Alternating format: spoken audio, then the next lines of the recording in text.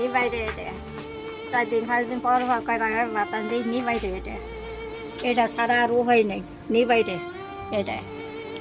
আর 5 বছরের মাহাত আজকে তরকারি ছিল আমাদের দেশে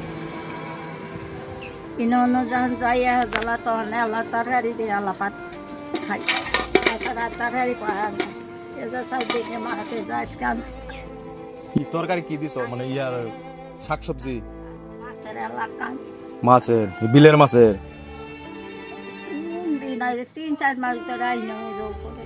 ফ্রিজের মধ্যে রেখে দিছিলাম হ্যাঁ রান দিতাছো কি দিয়া তোমার ইয়ার কাকরোল আবার তো ও যা ভালো হয়েছে তো ও